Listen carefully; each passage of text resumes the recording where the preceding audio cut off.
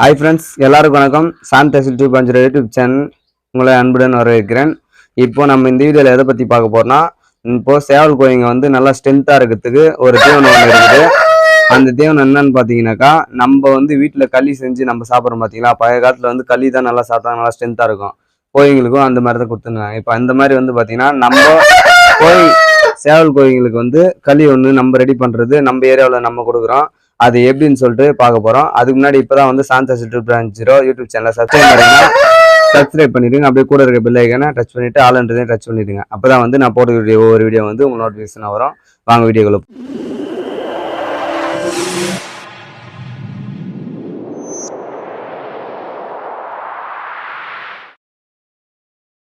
First இந்த களின்ற ஐட்டத்தை வந்து நம்ம தயார் பண்ணுறது நம்ம வீட்டில் வந்து பார்த்தீங்கன்னா ஒன்று கேவுர் மாவு களி இல்லை சோளம் மாவு களி அந்த மாதிரி ரெடி பண்ணுவோம். இப்போ நம்ம கோழிங்களுக்கு வந்து என்னென்ன போட்டு நம்ம அந்த களியை ரெடி பண்ண போகிறோம்னு பார்த்தீங்கன்னாக்கா, ஃபர்ஸ்ட்டு கேவுரு, கம்பு, சோளம், மக்காச்சோளம், தேனை, அதுக்கப்புறம் பார்த்தீங்கன்னாக்கா மஞ்சள் லைட்டாக கொஞ்சம் போட்டுங்க, மிளகு சீரகம் கொஞ்சம் கொஞ்சம் போட்டுங்க, அதுக்கப்புறம் கருப்பு உளுந்து, இது எல்லாத்தையும் ஒன்றா சேர்த்து அரைச்சிடுங்க மாவா. இப்போ நான் இந்த வீடியோவில் வந்து இப்போ உங்களுக்கு பேஸ்ட் அடிச்சு அப்படியே வீடியோ அப்படியே ஃபுல்லாக போடுறேன். அதில் பாருங்க எப்படி செய்யறேன்னு சொல்லிட்டு அதை அரைச்சிடுங்க. அரைச்சிட்டு அதுக்கப்புறமேட்டுக்கா நம்ம சுத்தண்ணி கொதிக்க வச்சுட்டு நம்ம களி நம்ம வீட்டில் கலருவாங்க பார்த்தீங்களா, அந்த மாதிரி வேணால் நம்ம சுத்தண்ணி நல்லா சுட சுட காய வச்சுட்டு அந்த மாவு கொஞ்சம் கொட்டிக்கணும், அதில் ஊற்றி கலரிட்டுங்க.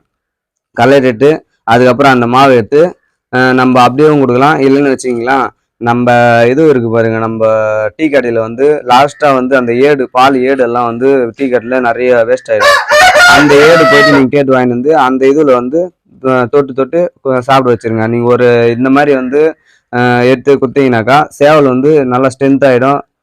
அடுத்து வந்து நம்ம ஆட்டுக்கால் இருக்குது பார்த்தீங்களா, ஆட்டுக்கால் வந்து நம்ம சூப்பு போடுறோம் பார்த்தீங்களா, அந்த சூப்பு தயாரிச்சுட்டு சூப்பு மாதிரி நம்ம செஞ்சுட்டு அது அந்த இதில் கூட இந்த மாவு வந்து கலக்கிட்டு சாப்பிட வைக்கலாம். இப்போ இதெல்லாம் கொடுத்தீங்கன்னா வந்து பார்த்தீங்கன்னாக்கா சேவல் வந்து நம்ம டப்பின் பார்க்கறதுக்கு சரி, இல்லை ரெடிமேட் சண்டை விட்டுறாங்க பார்த்தீங்களா, அதுக்கு அடுத்தேனி வரைக்கும் தொடர்ந்து ஒரு 20 நாளைக்கு குத்துனே வந்தீங்கன்னாக்கா நீங்கள் டப்பின் பார்க்கறதுக்கு நல்லா இருக்கும். ரெண்டாவது சண்டை வரத்துக்கு நீங்கள் அப்படியே லோட் பண்ணலாம்.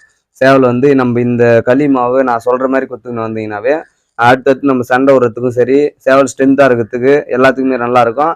அடுத்து வந்து நீங்கள் இந்த ஐட்டத்தை வந்து நீங்கள் களி மாதிரி செஞ்சு போட்டோன்னா சேவல் கோழிங்க வந்து பக்காவாக ஜீரணமாகும். உள்ளே எதனா வேஸ்ட்டான பொருள் தேவையில்லாது எதனா உள்ளே இதுவாக இருந்துச்சுன்னா கூட எல்லாம் அடிச்சுன்னு வெளியே வந்துடும்.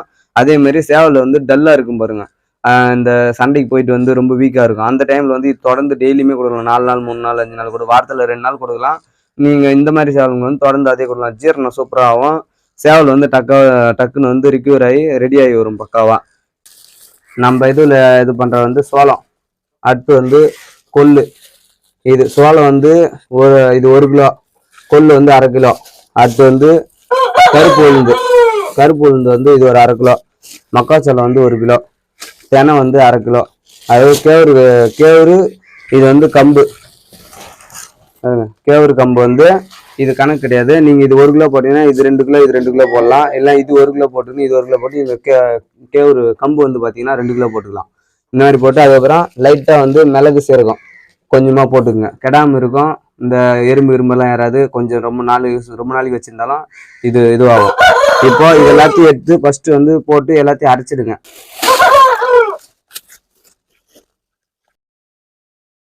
ஃப்ரெண்ட்ஸ், இப்போ வந்து எல்லாரும் சொல்கிற மாதிரி இப்போது இந்த சத்துணவு மாவெல்லாம் வந்து கொடுக்கக்கூடாதுன்னு சொல்லுவாங்க. அந்த மாதிரி வந்து இதனால் வந்து எந்த ஒரு எஃபெக்ட்டும் வராது. சேவலுங்க வந்து நல்லா இருக்கும், நல்லா ஸ்ட்ரென்த்தாக இருக்கும். தொடர்ந்து நம்ம இதை வந்து டெய்லியுமே கூட கொடுக்கலாம். டெய்லியுமே நீங்கள் கொடுத்தீங்கன்னா கூட எந்த ஒரு ஃபால்ட்டும் ஆகாது. இப்போ நம்ம ரெகுலராக கேவுரு கம்பு அரிசி அந்த மாதிரி நம்ம தீவனம் கொடுக்குறோம் பார்த்தீங்களா, அந்த மாதிரி தான் வந்து இதுவும். இது வந்து நம்ம ஜீரணம் ஆகாத கோழிங்களுக்கெல்லாம் கொடுத்தீங்கன்னா பக்காவாக ஜீரணமாகும். அதே மாதிரி உள்ளே எதனா வயிற்றுக்குள்ளே வந்து எதனா தேவையில்லாத கழிவு எதனா இருந்துச்சுன்னா கூட சுத்தமாக அடிச்சுன்னு வந்துடும். ரெண்டாவது ஜீரணம் கொஞ்சம் அரைக்குறையாக ஆகிற கோழிங்களுக்கு. அடுத்தது நல்லா இந்த சண்டைக்கு போயிட்டு வந்து நம்ம தீனி ஜீரணம் பண்ணது, அடுத்து வந்து சண்டைக்கு போயிட்டு வந்தாக்கா அதுங்க டல்லாக இருக்கும். அதுக்கு நம்ம என்ன தீனி கொடுக்குறதுன்னு தெரியாது. அதுக்கு வந்து நம்ம இந்த மாதிரி ஐட்டத்தை வந்து தொடர்ந்து டெய்லியுமே கூட கொடுக்கலாம். காலையிலையோ இல்லை நைட்லையோ எப்போனா ஒரு வேலை கொடுத்துனே வந்தீங்கன்னாக்கா பக்காவாக ரெடி ஆகி வரும். இதே ஒரு மருந்து மாதிரி தான் இது. அதனால் வந்து இதை தொடர்ந்து நம்ம கொடுத்தனாவே பக்காவாக இருக்கும். இதில் வந்து நம்ம ஏற்கனவே சொன்ன மாதிரி தான் நம்ம இதுவெல்லாம் எடுத்துன்னு வந்து நம்ம பால் ஏடு, அதுக்கப்புறம் ஆட்டுக்கால் சூப்பு நம்ம வைக்கிறோம் பார்த்தீங்களா, அந்த மாதிரி சூப்புனா நீங்கள் சூப்பு மாதிரி எல்லாம் தெரியாது எனக்கு சூப்பு வைக்கிறதுக்கு நல்லா நீங்கள் யோசிக்கணும். அடுத்து மஞ்சள் போட்டு வேக வச்சுருங்க. வேக வச்சுட்டு அதுக்கப்புறம் இந்த மாவு போட்டு அந்த தண்ணியில் கலக்கிடுங்க. கலக்கிட்டு கோழிங்களுக்கு நம்ம அப்படியே கொடுக்கலாம். இப்போ இந்த மாதிரி கொடுக்க சொல்ல வந்து பார்த்திங்கன்னா நம்ம ஆட்டு இதோட வந்து ஸ்ட்ரென்த்தும் நம்ம இதை நம்ம கோழிங்களுக்கு கொடுத்த மாதிரி ஆகிடும். அதேமாதிரி ஜீரணம் பண்ணுறதுக்கு வந்து ஈஸியாக இருக்கும். கோழிங்களுக்கு நல்லா ஸ்ட்ரென்த்தாக இருக்கும். நம்ம ரெடிமேடு சண்டை வரதுக்கு நம்ம இதை மட்டும் குத்துனே வந்தால் போதும். ரெடிமேட் சண்டைக்கே பக்காவாகிடும். சேவல் நல்லா உடம்பேறும்.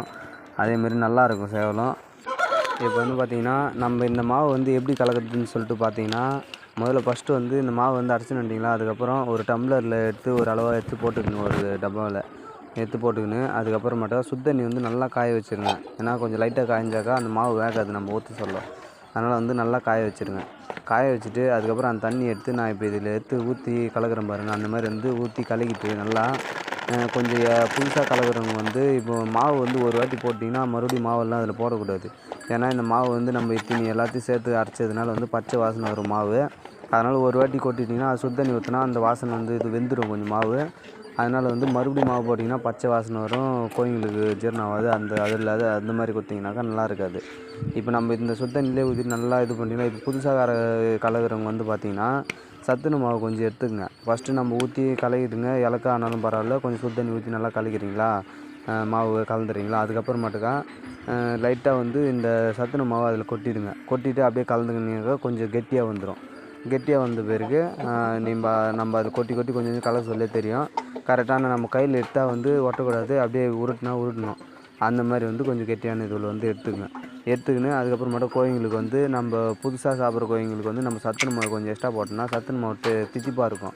அதனால் வந்து அதுங்க எல்லாமே வந்து டக்கு டக்குன்னு சாப்பிட ஆரம்பிக்கும். கொஞ்சம் கொஞ்சமாக சாப்பிட ஆரம்பிக்கும். நீங்கள் வந்து சத்துணவு மாவு கம்மி பண்ணிவிடுங்க. நீங்கள் அதுக்குள்ளேயே ஒரு 2-3 வாட்டி கலக்குனீங்கன்னாவே உங்களுக்கு தெரியும்.